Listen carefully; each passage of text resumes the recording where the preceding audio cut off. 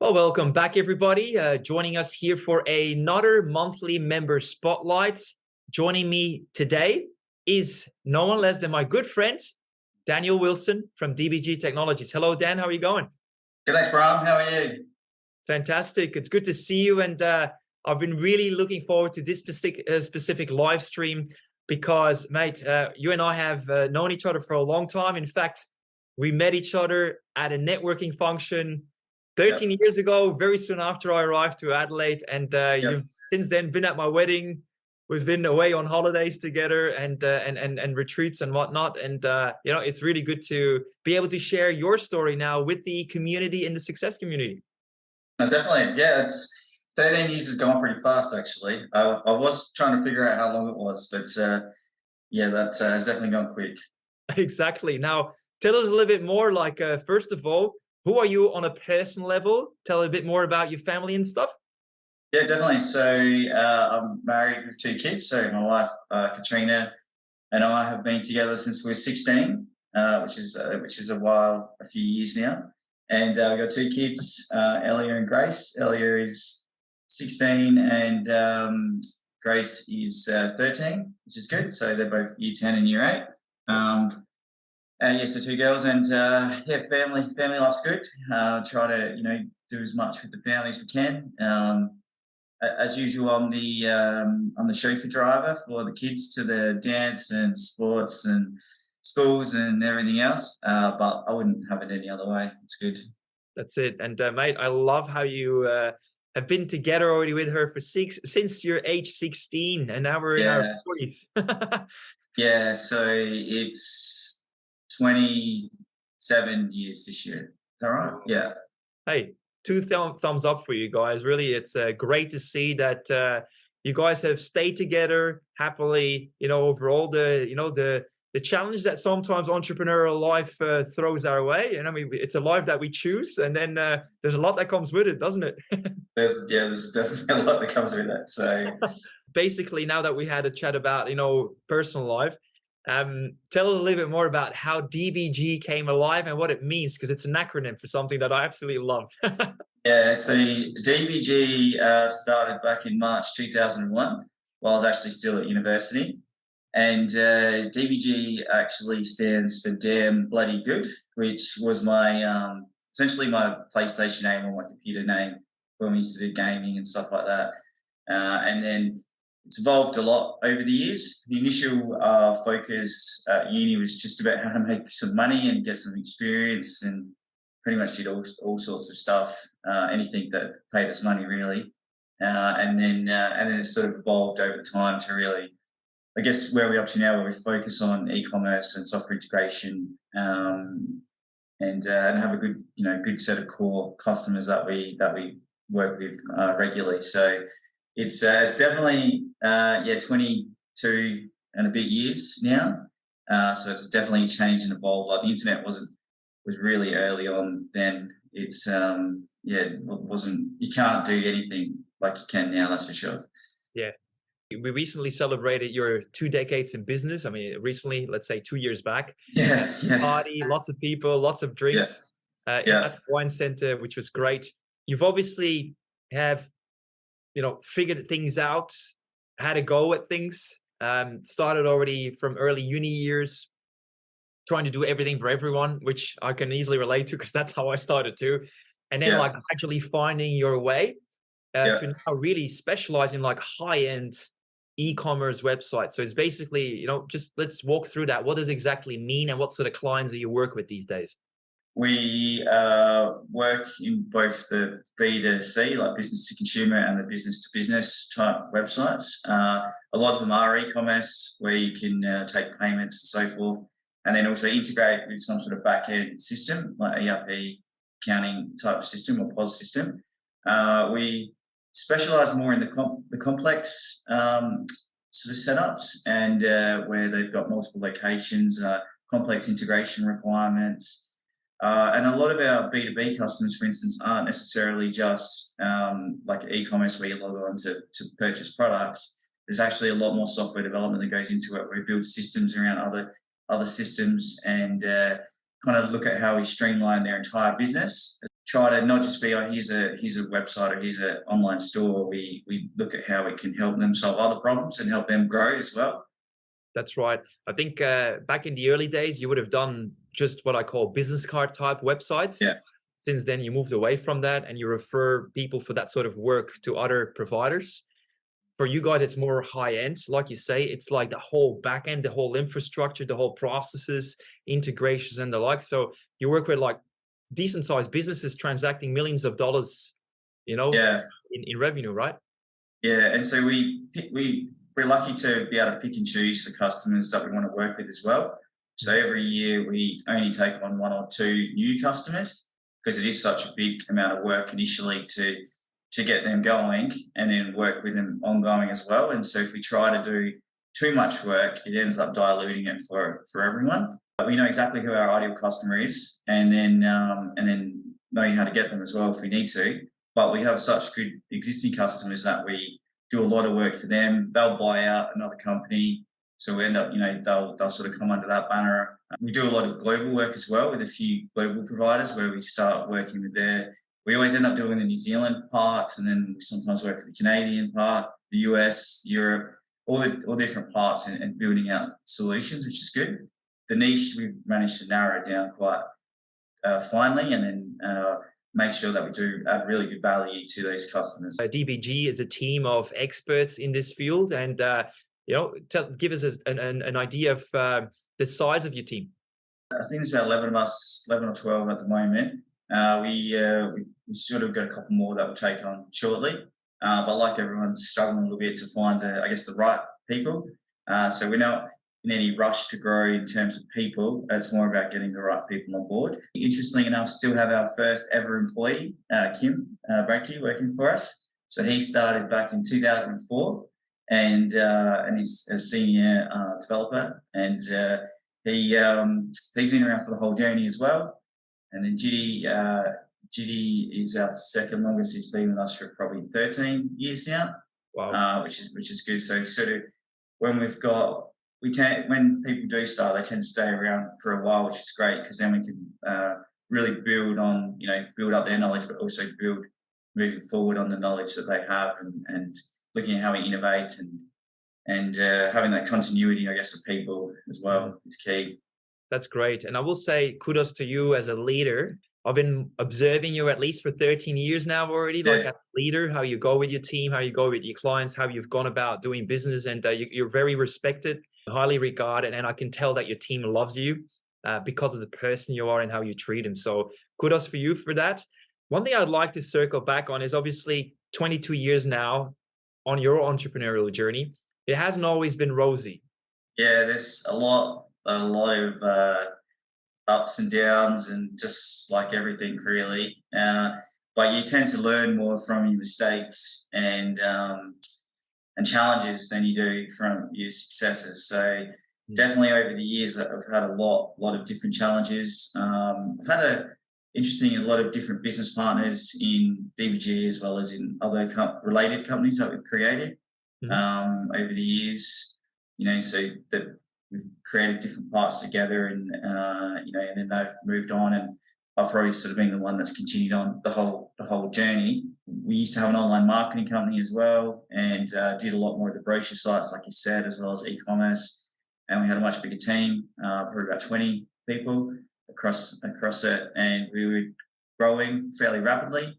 And then one of a key person in the other business left, which then caused a lot of chaos for a bit there, and which then heavily affected how we did a lot of things. And we had to really scale back, which is also where it did then allow us to not try to be a digital agency, but focus in on the e-commerce and software integration, which is what we're best at, and also what made us the most money. So in a way, instead of trying to be big and really grow into this big digital agency, which is what we were kind of doing, it sort of forced us to, pivot it and change back to be more niche. So that was definitely a very stressful time, like with a lot of things happening there, and for my family and everyone actually involved, because everyone had to put in the hard yards and stuff. So There's been a lot of, I guess, challenges over the years, but the good thing is like it's about where you are now as well.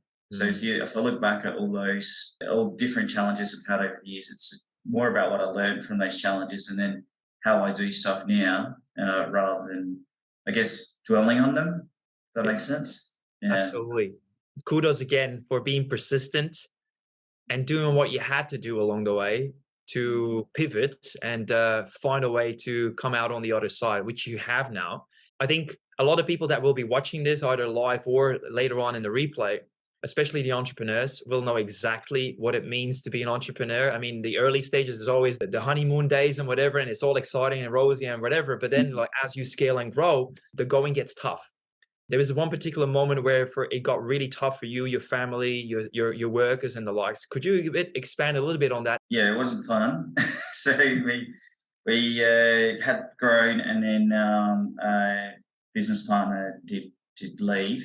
It was probably 10 or 11 years ago now, and then we got stuck in a cycle where we were just behind on everything, and we couldn't get through it, and cash flow was a problem, and everything else. And so we worked really hard on trying to change that. And so the actual company was profitable, but because of a lot of things that happened, we just got behind and couldn't get in front.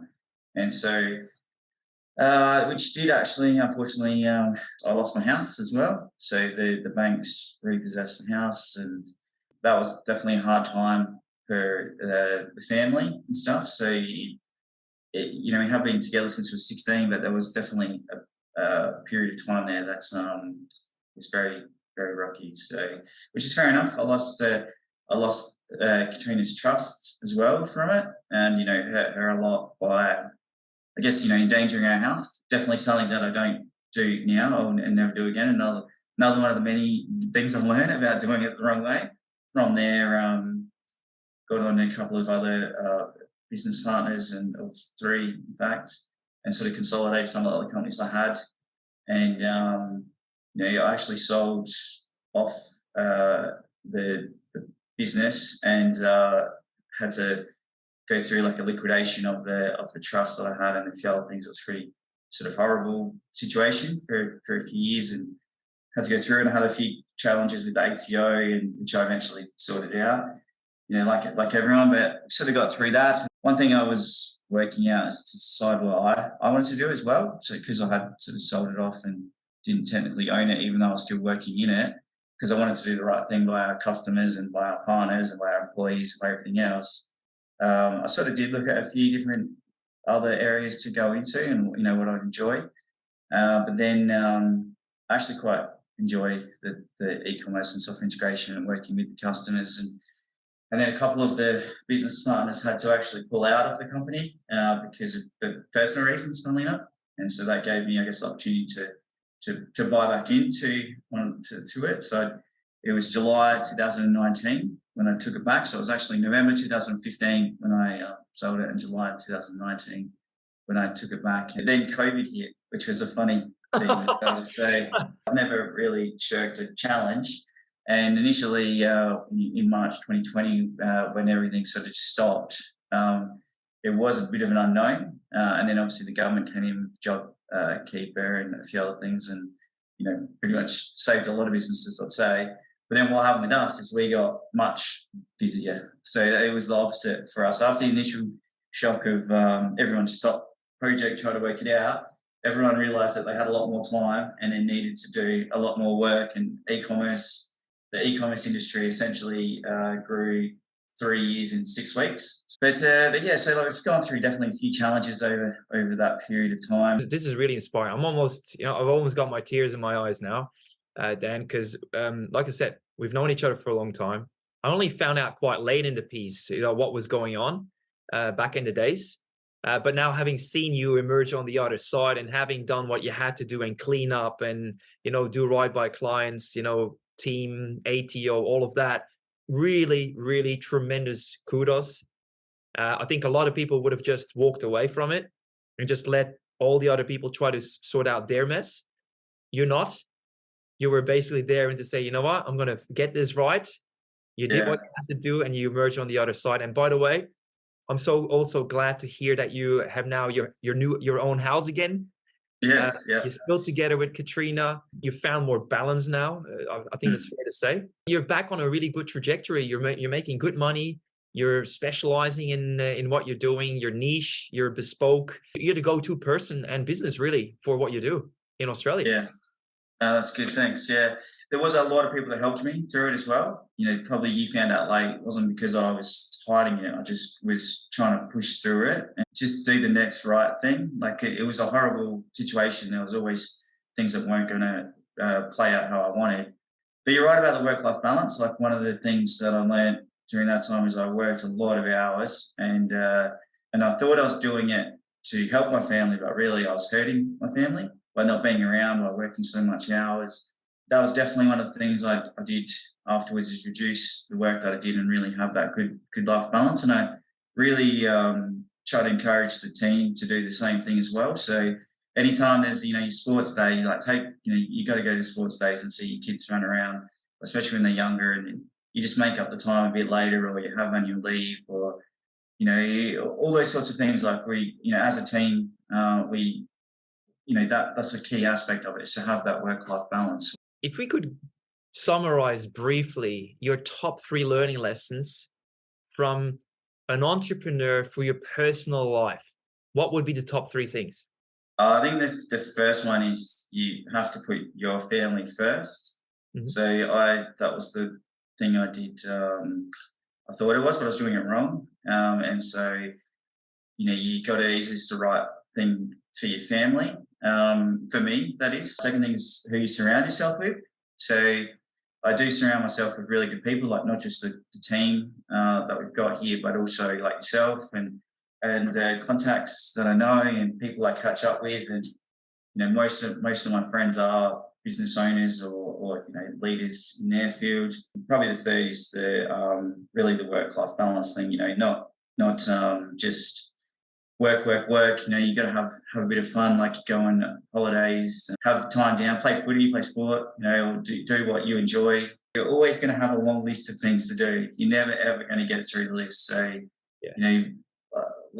do your first things first that you have to get done. And occasionally we'll have to work back late, but as long as it's just an occasional thing and not at all, really get that balance. Same type of question, but now coming in from the business perspective. So an entrepreneur who basically wants to do well in business, knowing what you now know after 22 years being in business and having gone through the highs and the lows and everything in between, what would be your top 3 there? A lot of time in entrepreneurs, you're so flat out that you kind of just try and do everything and you're pushing hard and stuff. Whereas you've got to understand what your weaknesses are and what other people's strengths are. And then you can really build a lot more as a team than you can ever by yourself. And so how do you bring those people along for the journey? How do they buy into it? How do they feel like it's, they're part of, the journey the whole way. It's not just about you, it's about the whole team. And you might be the leader, but the whole team has to come along and want to come along. It's like collaboration/team. That's really first. Yeah, definitely. Yep. I think the second part is making the hard decisions faster. So it's probably an area that I've never done that well in. I always an optimist. I always like to see the best in people. I'm a big optimist, but even I do know when decisions have to be made that are hard, and so or that need changes. And that was probably something I was too slow on. That did cost me my house and other things. And so the way that I've stopped my natural behaviour actually is to surround me with people like advisors that help me keep accountable for the hard decisions that I already know I need to make. I just don't want it. Definitely make the hard decisions faster. And then the other examples of that, by the way, some examples. Sorry? What are those examples? So I have unfortunately when I had to bring down the business fast, 8 or 9 years ago, and try to consolidate it. I had to retrench Corey, who worked for us in Melbourne, who was actually one of my best men at my wedding. And so I had to, he, which did strain our relationship for a long time, which is fair enough. And that was sort of a decision I just didn't had to make, and it did hurt, like my friendship side of things, but it was just one of these things that had to get done. What's number 3 then? Third one is probably around persistence. Things go wrong, terribly wrong, but you believe, you have that self-belief in yourself, and that persistence to push through it, and also pivot and move. Like the vision tends to be much further in the future, and so the way that you get through that is often quite different. So when I was struggling through everything with losing the house, and it was quite a dark time from a mental health point of view. And so a lot of the way that I got through was by visioning what I was trying to achieve later in life and how I'd get there, and imagining it, and imagining my daughters, growing up, and seeing their weddings and stuff, and because it does get really hard sometimes. Hope inspires life. So you got to keep something hopeful in front of you. That's what you're saying. Yeah. Love it. Love it. Look, I like it when people are spontaneous. So you've given some great ones there. Where can people reach you? Should they want to talk to you? Like, how can people get in contact? Yeah, definitely. So, the website, the DBG Technologies, LinkedIn, you can search for me. You can call the office, email me. I'm more than happy to have a chat and catch up, definitely. And obviously, you already mentioned earlier that you guys, as DBG Technologies, work already in Victoria, in even Canada, in New Zealand, and the like. So anyone who might be seeing this from those countries or others, if you want to talk to Dan and you relate to his story and you want to explore, how Dan and his team might be able to help you, or if you just want to connect, Dan makes himself available. We'll make sure that all those links for LinkedIn and the website are available to you. Dan, it's been a pleasure.